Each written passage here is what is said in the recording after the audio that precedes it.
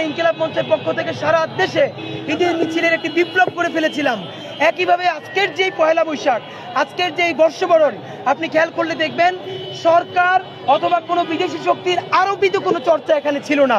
এখানে আপামর জনসাধারণ একদম স্বতঃস্ফূর্তভাবে অংশগ্রহণ করেছে এবং এত বেশি আনন্দ করেছে যেটা আপনি দেখলেই বুঝবেন এটা স্বতঃস্ফূর্ত অংশগ্রহণ। আপনাদেরকে আমরা জানাতে চাই, মঙ্গল শোভাযাত্রাকে অনেকে বলছে যে নাম পরিবর্তন করা হয়েছে। তার আগে আমরা বলতে চাই, আনন্দ শোভাযাত্রাকে পরিবর্তন করে কারা মঙ্গল শোভাযাত্রা করলো? ঠিক, তারা জিজ্ঞেস করে যে মঙ্গল শোভাযাত্রার নাম কেন পরিবর্তন করা হয়েছে।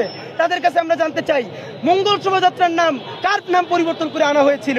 সুতরাং বাংলাদেশের হিন্দু, মুসলিম, বৌদ্ধ, খ্রিস্টান আপামর জনসাধারণ মিলে আজকে যে প্রোগ্রাম করেছে, বিশেষ করে আপনারা দেখেছেন মাত্র আমরা ইনকিলাব মঞ্চের যে আমরা র্যালি করেছি, আনন্দ র্যালি, একদম শিশু থেকে শুরু করে বৃদ্ধ, নারী, পুরুষ সবাই আনন্দ করেছে। আমরা ধান নিয়ে এসেছি, প্রত্যেকটা প্রতীক নিয়ে এসেছি, আমরা এই টিএসসির মোড়ে সবাই মিলে নেচেছি, গেয়েছি এবং আপনি দেখলেই বুঝবেন এত গরমে মানুষ কি পরিমাণ স্বতঃস্ফূর্ত আনন্দ